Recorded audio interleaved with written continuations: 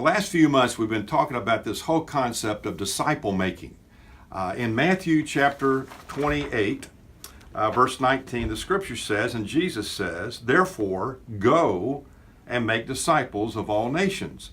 And so if you take the 269 times the word disciple is used in the New Testament, put it in the top of a funnel, do your research, look each verse up, each word up in the context of that verse. What comes out of the bottom of the funnel are three things that disciple making means in the New Testament. First of all, we've discovered a couple weeks ago that it means a person that is a learner. But we also said that true learning, biblically speaking, only takes place when it changes how you live. And then this past week we talked about the fact that a disciple, secondly, is a follower. And it really kind of comes from an idea of something like an adhesive, something that sticks to something else. In this case, it's an individual follower of Jesus that sticks to Jesus. We said the implications of following him are very demanding.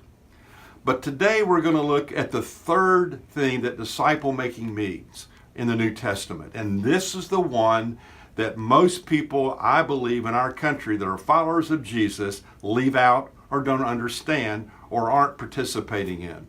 The third thing a disciple means is a disciple is a reproducer. The scripture says in 2 Timothy 2:2, Paul talking to young Timothy, and the things you've heard me say in the presence of many witnesses, these entrust to reliable men who will also be qualified to teach others. So in other words, on just a brief reading of that, you can see that Paul had discipled or built his life into Timothy, and he said, Timothy, I want you to find reliable people to build what I've taught you into them and do it in such a way that they then will teach it to others, and so that there's that ongoing exponential reproductive factor. So what is this whole thing of being a reproducer? Listen to this. Discipleship is never an end in itself. It's always a means to an end. God is not building into your life or my life to end it, but in order to multiply it.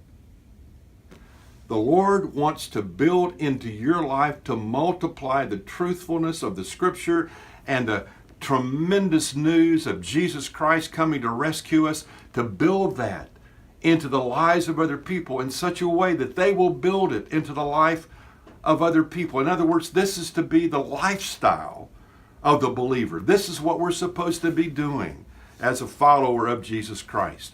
So we are to become a carrier of the real disease of knowing Christ and making him known. So the question then becomes, what if we just preached? What if we just had churches that preached the gospel? Wouldn't preaching in churches get the job done? Well, let's look at that for a moment. Most evangelistic crusades like Billy Graham, Greg Laurie, and others will tell you that in a crusade, about 4% of the people that attend the crusades will make a commitment to Jesus Christ. So, for example, let's say a preacher preached to 100,000 people per day. 4% came to Christ. That's 4,000 coming to Christ daily. If you did that for 365 days, you preached every day, that would be 1,460,000 people per year. If you did that for 16 years, that would be 23,360,000 converts. Now, that sounds pretty good. That old boy would probably be up for a raise in that church. But now, let's use the model of disciple making. Let's say you took one person, let's take it two. You as one person take two people a year.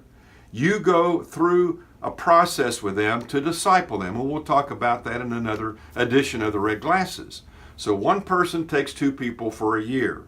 You build basic truth into their life and their faith as you disciple them. At the end of that year, each of those two take two, and you take two new people. And there's no attrition, there's no fallout. Do you know how many people you'd have at the end of year 10 just because you have discipled two, who then each took two at the end of that year, etc.? You would have 59,000 people. If you took 10 people that did that, who took two a year, at the end of 10 years, you'd have 590,000 people.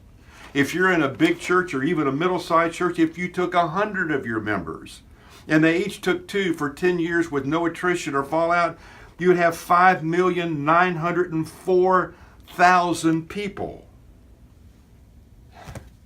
This is God's plan to change the planet. So the question is, let's make it personal. Who are you discipling? Who are you building your life into in such a way that what Jesus told us to do could be accomplished through you? How about in your church? In your church, are people trained and equipped and discipled to multiply in the lives of other people? Let me just put it very, very clearly. If you or your church are not making disciples, who are making disciples, then we're simply not doing what Jesus commanded us to do. I hope that gets your attention. You think about that.